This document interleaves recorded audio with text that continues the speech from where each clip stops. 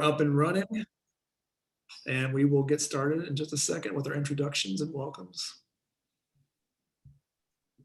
Okay.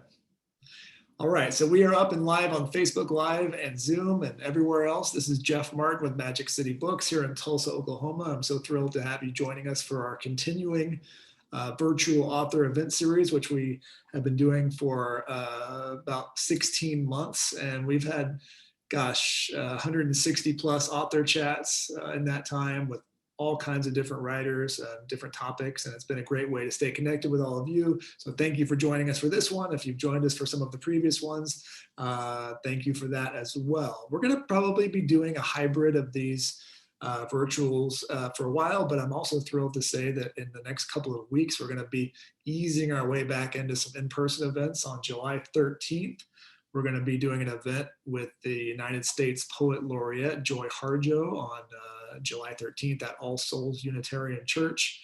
And then we're going to be doing a book brunch kind of deal on the 24th, on Saturday, July 24th, with an author named, really wonderful author named Helen Ellis for her new book. And we'll keep kind of adding them as we go. And I'm hoping by fall, all things being equal, would be at like a 50-50 half, in person, half virtual. But this is going to be a great way. I think it's a new tool for our toolbox, and I think we'll probably be doing occasional virtuals for the foreseeable future, so we can chat with people who we may not have access to otherwise. Another one thing I'll mention before we go on is this Wednesday, we're going to be doing a chat with Adam Serwer from The Atlantic, and he'll be in conversation with Ta-Nehisi Coates, which will be a really good chat this Wednesday, the 7th. So go to our website, magiccitybooks.com, and you can see all the details of everything that's coming up.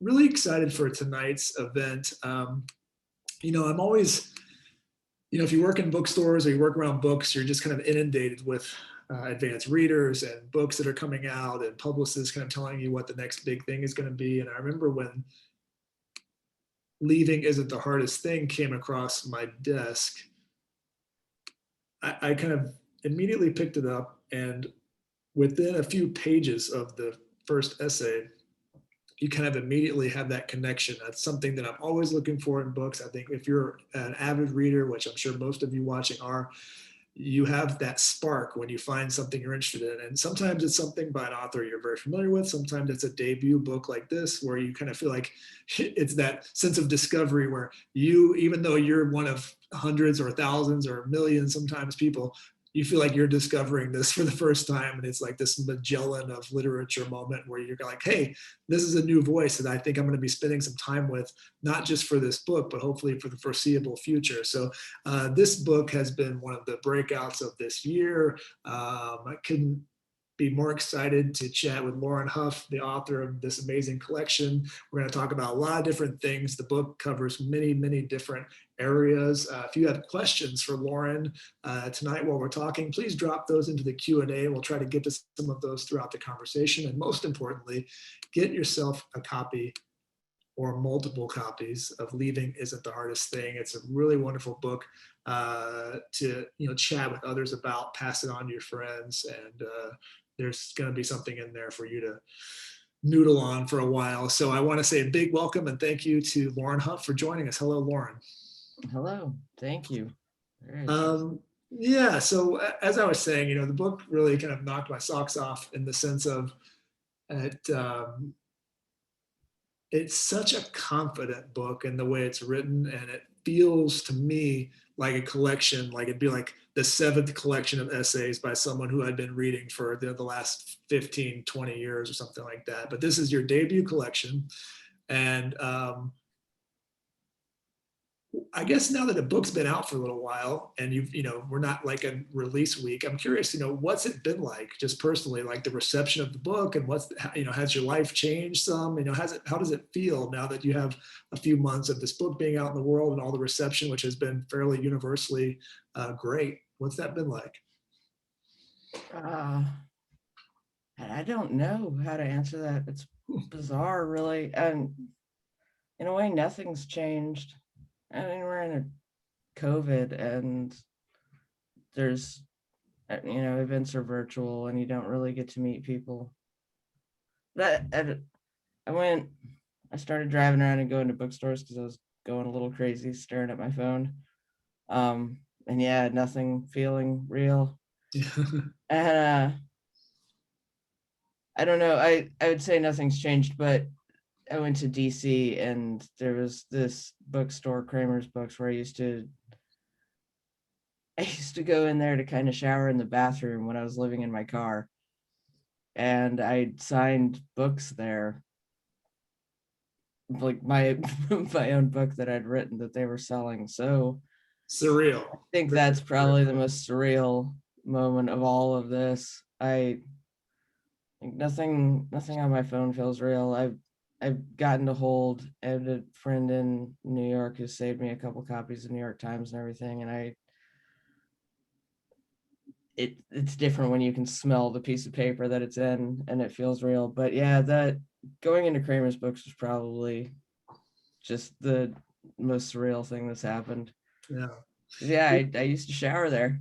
Yeah, I mean, gosh, I mean, that sounds like it's something out of the book. I mean, that story of that kind of moment where you have this kind of strange moment of irony and this kind of circular thing where you've kind of come back full circle to this place. But I'm curious, when the book came out, I was so thrilled that the book Vintage puts the book out and they put it out as a paperback original, which I thought was like a stroke of genius in the sense that so many people I know who've read the book kind of took a chance on it. And I think sometimes when you're wanting to kind of, hey, this is a new writer or someone I don't know, or, want to take a chance on a new voice, just from a sheer economics perspective, you're like, hey, I'll throw down some bucks for a paperback book. And I think it's so smart. And I hope that more of the major publishers like Vintage and other places start doing that more often, because it can be daunting. I mean, we live in a world where, of course, books are our business, but I think, $35 hardcover book for everybody is not a feasible thing, especially if you're like, hey, that looks interesting. And I think in some ways that pushes people towards the digital cheaper route, which is a different vibe. But I was just thrilled to see that the book is kind of just accessible for people. Yeah, it's funny. I was really mad about that when I found out at first, because I thought I was getting cheated a little bit by getting a hardcover. Yeah. And then I don't remember who I was talking to, but yeah, it occurred to me, most books I didn't buy as hardcovers because how can you spend $30 on every book you want? You can't. But yeah, $15 for a paperback, I can usually fit that into my budget if I really wanted the book. Yeah. So, and then yeah, That COVID was happened, people are out of work. Yeah. It also helped just being able, like, I feel like such an asshole with the whole self-promotion thing of, hey, buy my book. It doesn't feel as bad to do when it's $15. I'm like, you can do that. Yeah. The book is a collection of essays. I think several people I know who've read it and have talked to about it I've called it a memoir, but it's not a memoir, it's a collection. And there's a difference, even though it's very autobiographical, of course. And I guess in some ways it has elements of memoir in it. It's not a memoir. And so I guess my question to you is, why is it a collection of essays like that? Had you ever considered kind of having it be more of a straight narrative as opposed to kind of hopping around from different things? Or did you say, hey, this is the stuff I have and this is kind of what I'm going to begin with and kind of sort it? Because it does have a kind of a mixtape vibe too, in terms of how things are ordered. Were you really specific about how the flow of each story went and how that all came together? Yeah, I mean, once we started writing essays, that kind of happened organically. Or we thought a fun way to start the book was to announce that I'm a liar. But yeah, I tried to sell a memoir. It didn't go well. It was one of those, by the time it had come out as a proposal, I didn't even recognize the thing anymore. I was just kind of doing what I thought I was supposed to do. Anyone who had edits, I did those. Didn't stand up for it at all. And it was one of those tell-alls that I never wanted to write. When the Cable Guy essay blew up is when we changed it to essays, and Tim O'Connell, my editor at Knopf, kind of talked me into it. And then I turned in the draft and he's like, is this a memoir or essays? I'm like, motherfucker, I don't actually know the difference between the two. These were, I thought I was doing essays. Yeah, I don't know.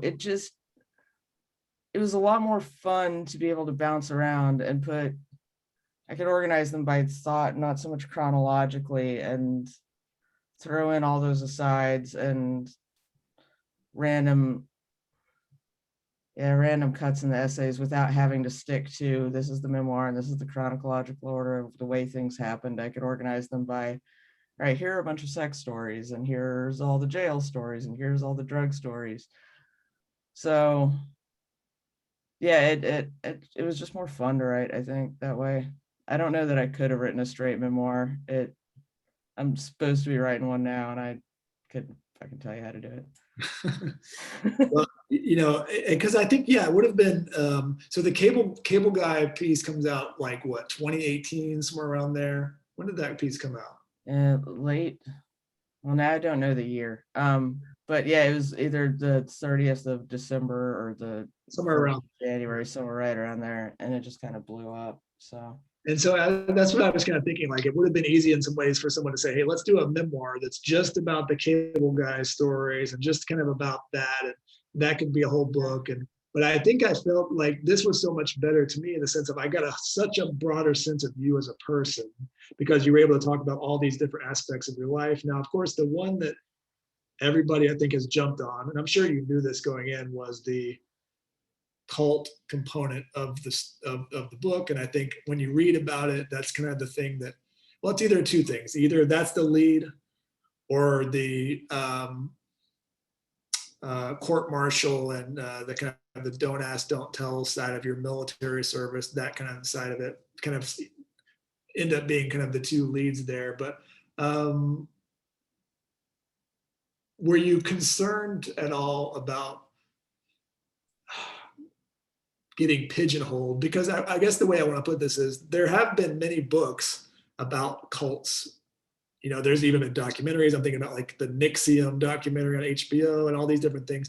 And it seems like it's almost like a subgenre unto itself, like book about being in a cult or sex cult or religious cult or whatever this thing is, kind of gets its own thing. And it can become just that, but your book is so much more than that. But was there any thought about that kind of swamping the rest of the stories?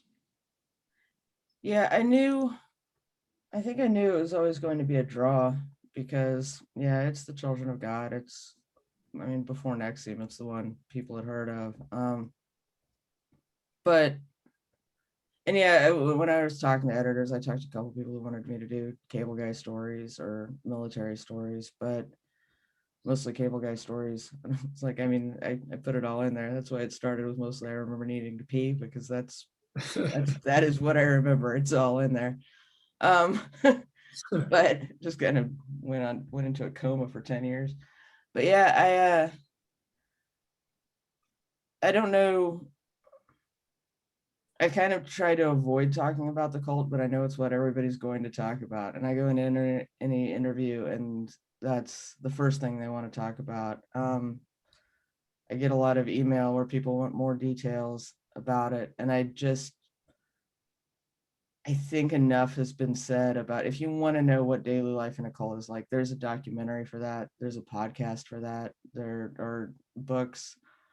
If you want to read about with mine, It's Not Without My Sister is a great one that will tell you all of it. I didn't want to talk about it. Just because I didn't want to.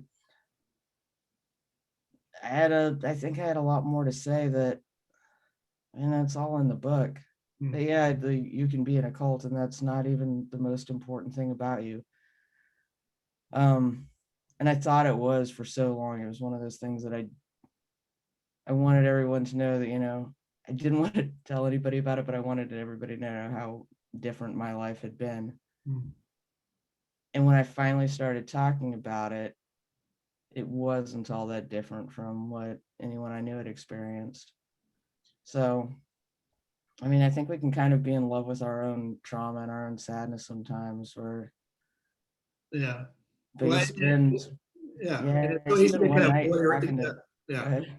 I was gonna say it becomes like this voyeuristic, almost borderline exploitative thing where it's like people want to read. I guess people want to read about what they're not part of, right? But it's almost like enjoyment about reading about these kind of dysfunction, but I think that's not too different than reading like Mary Karr's books or any of these great, memoirs about, trying to understand how people get through trauma like that. But I think at some point there is a kind of balancing between, and I think you do this really well, between kind of tipping over into kind of, yeah, like you mentioned, like trauma porn kind of thing, basically.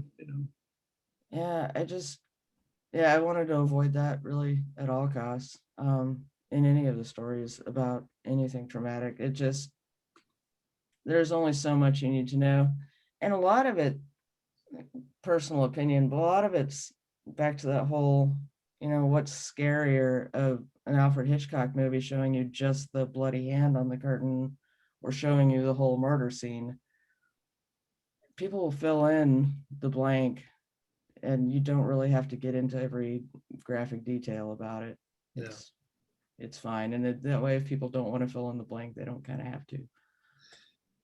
One of the things that the book made me really reconsider and think about was, you go into the service, and you are, this is during the don't ask, don't tell era.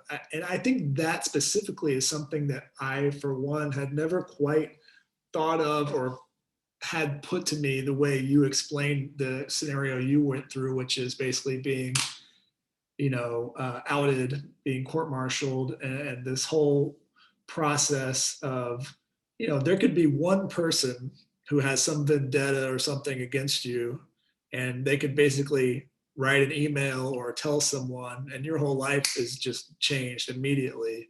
And I think we thought of that, and I'll say this, I was in my teens in the 90s when that goes into place, and not really, wasn't part of my, daily life. But I remember thinking, to me, it sounded like a you do you policy. That's what it sounded like to the public. I think it's like, don't ask, don't tell. It's like, hey, do your thing. But it was not that. It was very much like, if you say something or if you hint about your sexuality or you give us one entry point into figuring out, we're going to kick your ass out of here, we're going to do whatever. And so explain a little bit about that process and what that was like and how you ended up kind of being on the wrong end of that policy. Yeah, I mean, I didn't, if I thought about it at all, and I don't know that I did, but if I did, I thought the same way I think everybody did. I remember having discussions with my stepdad is around the kitchen table about and queers were going to be able to serve openly, and it was going to ruin the military. And I think it was McCain took one of those news shows into military showers, and we're like, well, these are how close people have to sleep and everything. And yeah, it was I didn't realize it until it became a problem for me how scary it could be, until I was, I say, for lack of a better term, actively gay, and I had something to hide. I didn't realize how, I started realizing really quick, just a conversation with someone else, what did you do this weekend? You had to lie about everything constantly to everyone. You could never say, the details of what you did like everybody else. You couldn't talk about a boyfriend or girlfriend at work. You couldn't talk about the way anyone else could. You couldn't invite who you were dating to the company barbecue. But yeah, I thought I was kind of all right, because at the same time, you're serving around our generation. We're raised on MTV, and for the most part, nobody gave a shit if someone was gay. It was just an easy way to hurt someone. So yeah, I thought I was fine. And then I wasn't. And that's kind of how it usually went, I think, where a lot of people's exes turned them in. But yeah, for me, it was, I started getting threats and realized if I complained about it, the only investigation that it would open would be into me. So I just kept my mouth shut. I was going to Greece. It was going to be fine. I had new orders. My car blew up, so that canceled that. But yeah, even then, the military was going through its own problems of how to enact the policy. At the same time, they didn't really know what to do with it. It was, no commander had, an idea of what exactly to do with it. So yeah, for me, it was just waiting around and getting court-martialed and being investigated and them talking to everybody on base and their whole investigation without you too, because they're going around every airman. Did you ever see Airman Hough engaged in a homosexual act? And so, yeah, now it's not just, you're the few people you work with. Now it's everybody on base knows you're gay. And yeah, even after the court martial, even after acquittal, they were going to basically fuck with me until I quit. And so I did. So Yeah. that's how that worked. So looking at your experience then and looking at it now, I think we definitely are in a different place now. Although, look how just recently we've been fighting for trans rights in the military as well. That's like something that's literally just happening right now. Yeah. But do you think that the military, in terms of those policies, has gotten to where they are? Are you surprised by any progress? Do you think that if you were in the military now, your experience obviously would be much different? I think we talk about gay marriage a lot, and I think people say, look how quickly public opinion changed on this. That's something you hear all the time. You'll hear people say, when President Obama was elected, he was against gay marriage. And now in 2021, you hear all that stuff.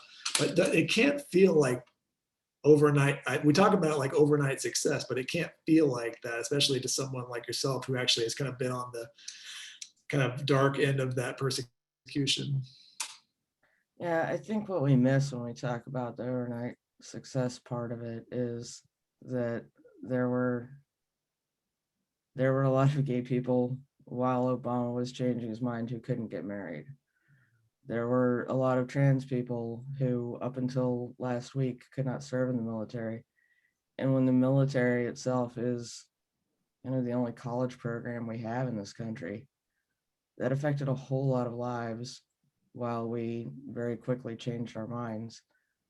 That time period seems really small, but for people affected by it, yeah, I'm 44 years old. I'm not going back in the military. I should have been retired by now. So, and I'm glad I'm out. Don't get me wrong, there's no way I would go back. But for a lot of people, yeah, if that was your, remind me, if that was your life's goal, if that was how you were going to get out of your town, if you didn't have that option, you didn't have that option. It coming around 6 months, 2 years later doesn't mean much to you. Yeah. Well, and you mentioned, for example, going back to the bookstore and signing books where you once, showered in their bathroom. And of course, the place you ended up in after your military experience was a pretty dark period where you were kind of basically homeless, living out of your car. I'm curious, you're obviously now a quite well-respected writer and personality on Twitter. You got the blue check mark and everything. You got all the stuff people want now. You're a person people envy. But then you were in that place as well. How did that happen? How did we get here? Like, when did you figure out that? And that's a big question. I guess my bigger question is, when did you kind of start feeling like you had a voice that people would want to listen to? Because Twitter seems like it's been a huge place for you to kind of have an audience and figure out how to use Twitter. You kind of, I think, use it quite deftly. But was there a moment when you thought, hey, I have something to say and there's an audience for it? Or did that come in like pieces where people started responding to different things one at a time?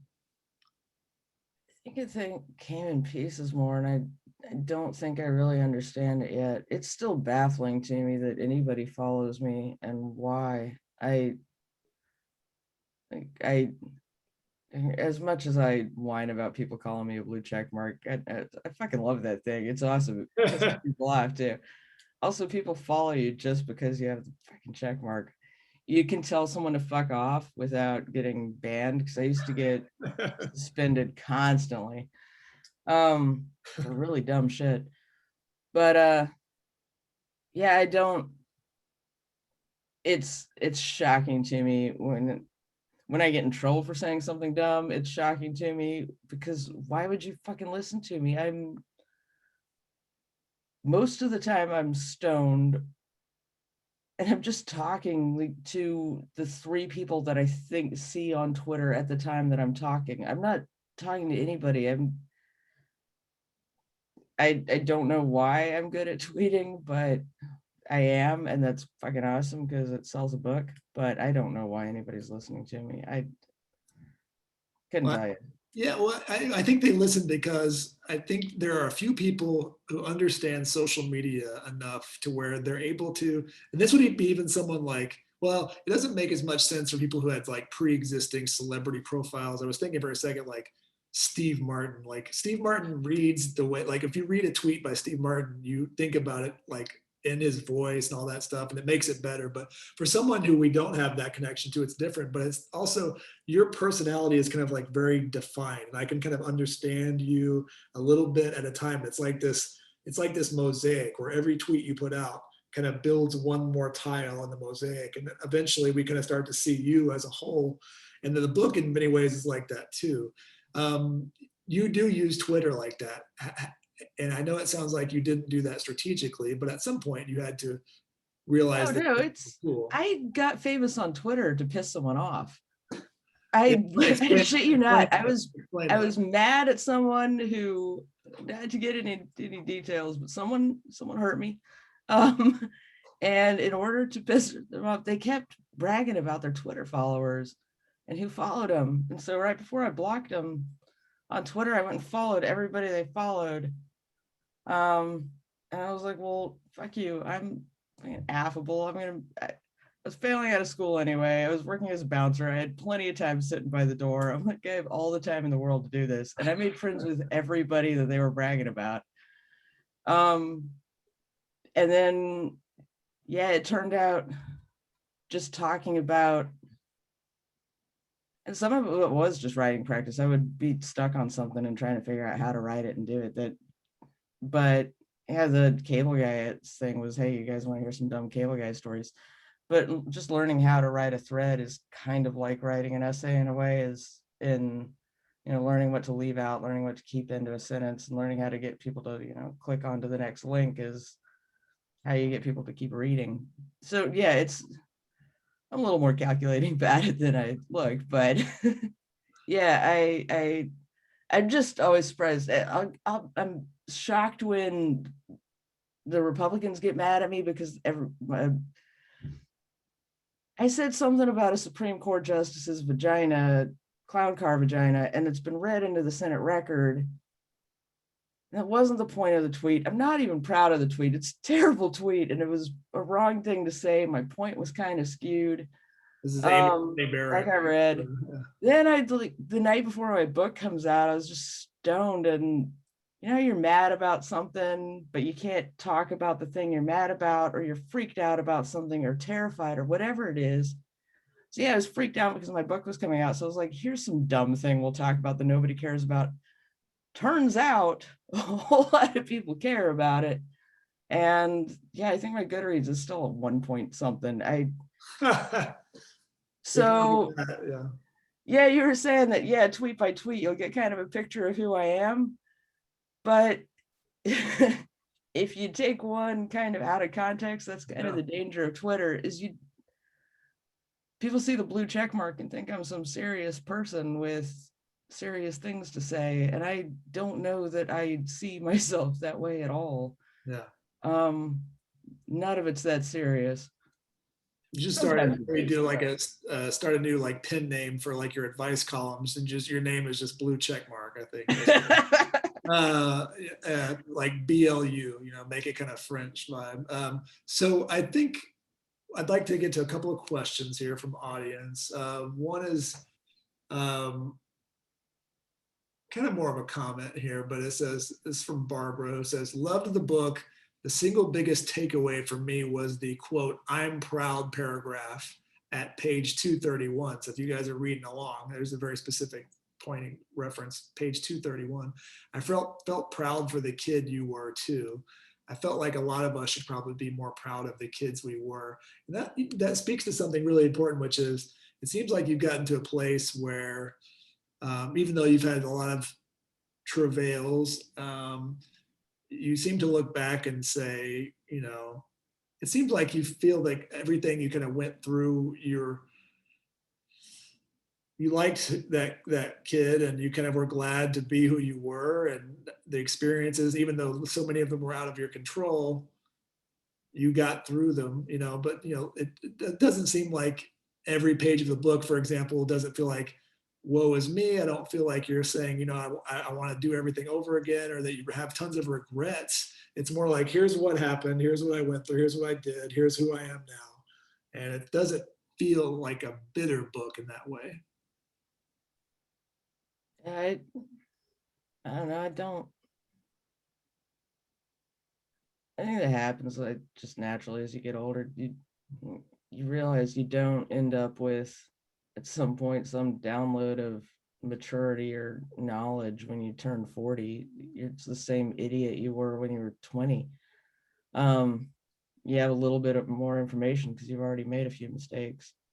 Yeah. But yeah, I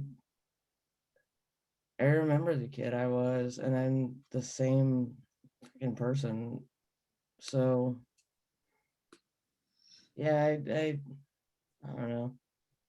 I'm proud I was a stubborn little shit.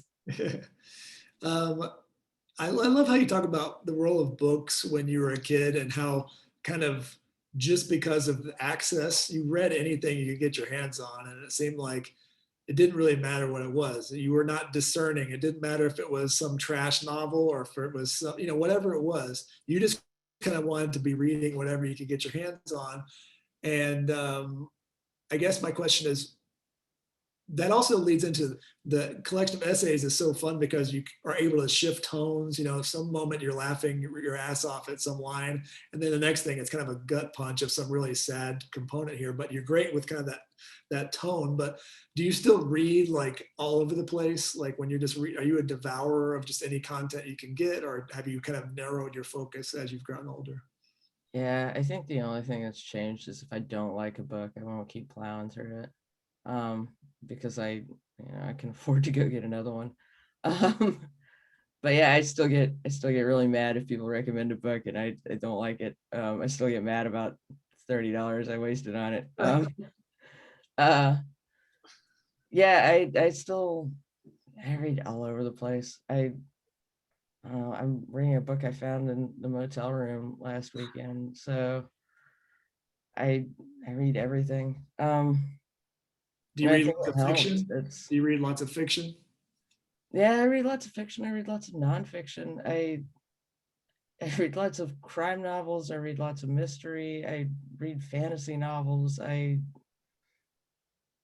I think the one thing I kind of don't get into is romance novels, and I think it's just because I'm not fucking straight. I yeah, I don't know. You think the romance novel market is cornered by by the straight industry? Do we need to have like a revolution of queer romance novels? I mean, that would be great. I think they're all going to be written for 20-year-olds though, and I'm still going to not read them, so it's fine. Middle age. So we need middle-aged queer romance novel We revolution. did. If you're working on that, let me know. I would like to read that one. um, Yeah.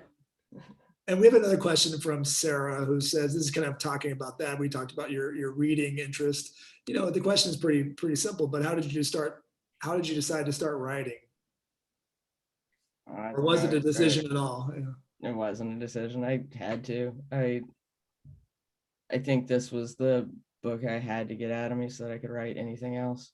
And now I really don't want to write about myself at all. I, I it's just not even, it's not fucking healthy to think about yourself this much. It's turned me into a crazy person. And I was not well to begin with. But yeah, this was just the book I had to get out of me. How it started, I always wrote, this was how, when I was writing about me, is how I sounded like me. Everything I wrote was, I have a novel that sounds like everything last thing I read, so I just quit quit doing that. You would just adopt the style Yeah. of the person you were reading. That's interesting. Yeah. I mean, it turns out that's how you learn how to write. Yeah. But I didn't know what the fuck I sounded like until I started writing this. So. Do you feel like, I know that you have been working on some Dust Bowl short stories. And obviously, you spent so much time in Amarillo. Obviously, here in Oklahoma, we know all about the Dust Bowl as well. But I think a lot of people don't realize, it kind of stretched from Kansas all the way down into North Texas, and Amarillo and that area was really hard hit by the Dust Bowl. And is that something you're still kind of working on? Could we expect to see some fiction like that from you at some point? I mean, if anyone buys it, also I'm full of shit, by the way, because I realized this when I was talking. I was having a conversation with McCracken, which sounds like a name drop, but she's just the person I go to when I'm stuck.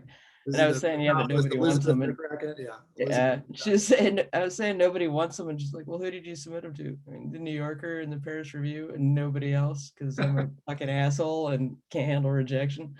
So yeah, I should probably send those out more, but I need to fix a couple of them. But yeah, I don't know. I'm obsessed with it because it happened. I'm obsessed with it because my family was involved. And like those were the stories I heard from my grandparents.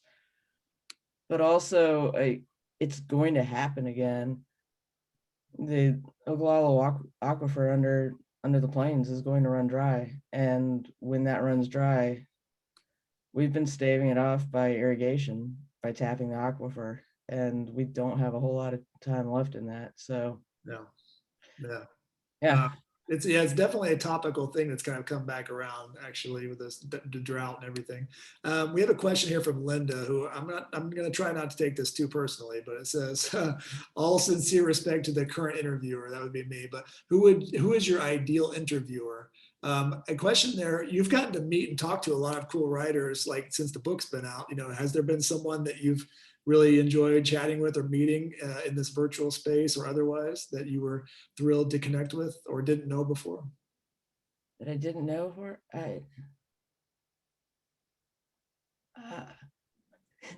We could probably go with the Heather Havrilesky. We would probably go with the Heather Havrilesky interview because I think that turned into a therapy session. I mean, she is an advice columnist, but somehow I accidentally turned her into my advice columnist, or she volunteered during the book writing thing. We started trading essays, or chapters of books, and yeah, I go to her with all my dumb questions. But that one turned into a therapy session. Yeah. So maybe she's not my favorite. I don't know. I don't know how to answer that. Well, you got to talk to Terry Gross, right? Did you did Terry Gross? Yeah, she's terrifying though. Was that nerve-wracking? Yeah, that was she's fucking Terry Gross. Oh my God. Yeah, no, you sit in a closet in the dark and you have to hold your phone and you're on your computer and you're sitting in the closet in the dark and you're talking to a couple of producers, and then Terry Gross comes on and she's Terry Gross. It sounds just like you've always heard in your ear. I blacked out. I have no memory of that, and I won't ever listen to it. But I've been told that I made her laugh, so I think that's how you win. Terry Gross is how you win therapy. That's funny. So before we wrap up in a couple minutes, everybody, the book is Leaving Isn't the Hardest Thing. You guys need to read this if you haven't already. If you have, spread the word, do the gospel, get it out there, tell everybody that needs to know about it. We'll make it easy for you. There's a link right here in our chat. You can get your copies right there. Just to kind of wrap up with a couple final questions. In the book, you've lived and moved around so much. We're talking to you now. You're up in New England. I think if you have a current home, Austin would be kind of your somewhat current, permanent-ish, whatever home. Yeah. But do you live a nomadic life and you always have. Is that something that's ingrained in you forever? Do you feel like you'll ever kind of be in one place for a long time, or do you kind of constantly feel the urge to get out there and move around still? I'm so fucking scared that it's ingrained. Because yeah, I want to buy a farm and raise 2.4 goats and the lesbian fantasy retirement.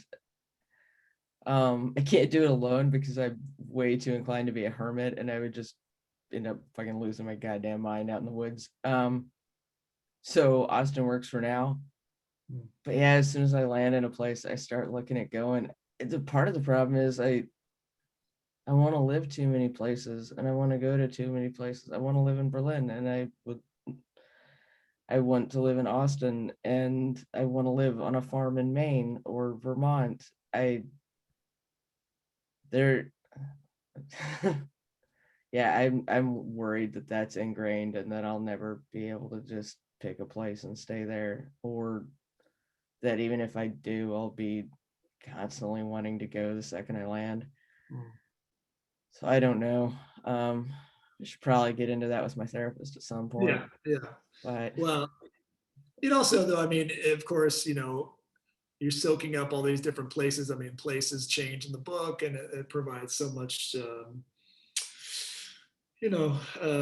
flavor, for all the stories, I guess, for a nice word. Last question is this, which is, you mentioned, of course, that this is the book that you had to write and get out of your system. And it was kind of the first book that felt like you understanding what you sound like and not parroting other writers or trying fiction, things like that. yeah, I know that having had at the bookstore and heard people talk about it to me specifically, that it has like impacted people in a very real way. People who've been through things similar to what you have, and in many different areas. I'm sure you're getting feedback all the time, direct emails or even on social media or whatever, where people are probably telling you pretty earnest, heartfelt stories about their experiences. And you talked about talking yeah, to your therapist. In some ways, you have become that. You are the therapist for a lot of people now, because not just being the blue check mark on Twitter, but having the you put this book out there and you kind of volleyed it. This is kind of, you hit the volley across the net, and now people are kind of sending it back to you, probably wanting to share all these details. Are you getting tons of response? How do you deal with that? Because people maybe not wanting advice, but they're looking to you as kind of, I don't know, like a shoulder, maybe a shoulder to kind of lean their head on for a moment in a dark time. yeah. It's a lot. It's a lot, and I don't know what to do with it yet. I start trying to respond, and it's just I don't know how to respond to people. I don't know what to say. You can't come up with like a form letter for people what they're sending me. Um, so I don't know. I don't know what to do with it. I try to respond and I can't, and I hope that it's enough that for the people contacting me to just maybe write it out loud. I don't know. Yeah. Um, yeah, it's a lot, and I don't know what to do with it yet. Like I get, it's probably a weird thing to say, but I get the impact it's having because it's the book I wanted to read, Mm. and I wish someone had written, so I fucking wrote it. But yeah, I don't know what to do with it. Well, I'm just so thrilled that you did do it. And I think that it means a lot to people. And even people like myself, just to be candid, who I've not experienced anything really like you experienced in the book, but it kind of put me in your shoes for just a second. And empathy is something we need more of in this world. And being able to reach, people, um, across those different barriers and different stratas is pretty amazing. So thank you for writing the book. And maybe, take a break and start getting some of those Dust Bowl stories done. We'll transition into something else for the next thing. But if you guys have not, like I mentioned, read this book, please do so. It's going to really stick with you for a long time. And I want to say a big thanks to Lauren for taking some time with us today, and really appreciate it. Thank you so much. Thank you. All right. Everybody stay safe, take care, and get vaccinated if you haven't. See you soon. Bye-bye.